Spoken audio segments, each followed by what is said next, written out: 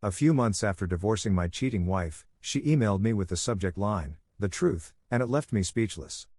If you haven't seen the first part of this story, make sure to watch that first to understand the full context. The link is in the description below. Let's dive into the story. Hey Reddit. When I left the cafe with the paternity test kit in hand, I felt like I was walking through a fog. My mind was drowning in questions I couldn't answer. Was this child really mine? If it was, what would I do? Could I even begin to forgive Emily for the months of lies and betrayal? For the next few days, the test sat unopened on my kitchen counter. I avoided looking at it, hoping to push the decision off for just a little longer. But ignoring it didn't help. The possibilities consumed me. Every time I closed my eyes, I imagined a child out there, a little boy or girl who might be mine, growing up in the shadow of Emily's deceit. Finally, I decided I couldn't run from this anymore. I opened the test kit, followed the instructions, and mailed my DNA sample back to the lab.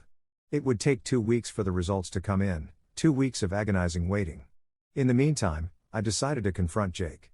I needed answers from him, too. Emily had said he didn't know about her doubts, but if I was going to be dragged into this mess, I wanted to know how much he had been complicit in it. I reached out to Jake and asked him to meet me for a drink.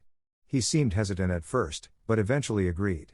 When we sat down at the bar, I didn't waste time on pleasantries. "Did you know about Emily's doubts?" I asked bluntly. Jake looked confused. "What doubts?" I stared at him, searching his face for any sign of dishonesty. "She thinks the baby might not be yours," I said. His eyes widened, and he nearly dropped the beer he was holding. "What the hell are you talking about?"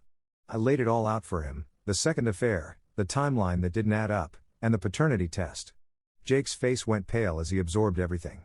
For a moment, I thought he might hit me, but instead, he just leaned back in his chair and let out a bitter laugh.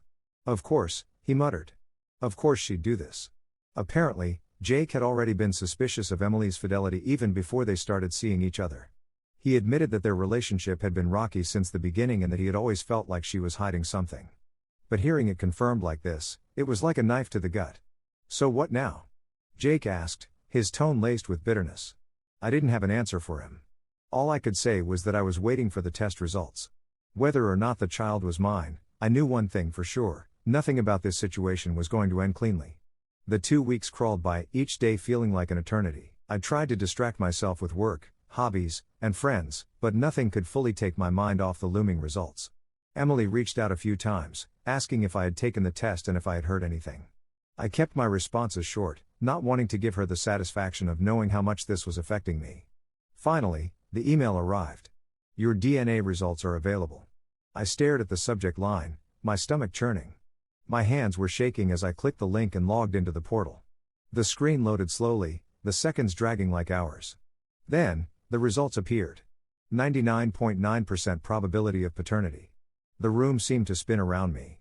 I reread the results over and over, hoping I had made a mistake. But there it was, in black and white. I was the father. I didn't know how to feel. There was a strange mix of emotions swirling inside me: anger, fear, sadness, and, oddly enough, a small flicker of something resembling hope. Against all odds, I had a child. The first thing I did was call Emily. She answered on the second ring, her voice trembling. "Did you get the results?" she asked. "Yes," I said, trying to keep my voice steady. "The baby is mine." There was a long pause on the other end of the line. When Emily finally spoke, she sounded like she was on the verge of tears. "David, I know I've ruined everything, but I want you to be a part of her life. I want her to know her father." Her? A daughter? The thought hit me like a freight train. I had a daughter. A little girl I had never met, who had no idea I even existed. I told Emily I needed time to process everything and hung up. For the rest of the night, I couldn't stop thinking about my daughter. What did she look like? Did she have my eyes, my smile? Was she happy? Did she even know about me? The next morning, Emily sent me a photo of her. My heart broke as I stared at the image of a tiny baby with big blue eyes and a head full of dark hair. She was beautiful. And she was mine. But even as I felt an overwhelming urge to meet her, I couldn't shake the anger I felt toward Emily. Her lies and betrayal had robbed me of the chance to be there for my daughter from the beginning. And now, I had to decide how much I wanted to be involved in their lives. Before I could make any decisions, another twist came out of nowhere. A week after receiving the results, I got a call from Jake. His voice was tense as he said, "David, I need to talk to you. It's about Emily." When I asked him what was going on, He hesitated before saying, "I think she's hiding something else." Something else? I felt a chill run down my spine. Jake wouldn't say more over the phone, but he insisted we meet in person. His tone was serious, almost desperate, and it made me realize that whatever he had to say, it wasn't going to be good.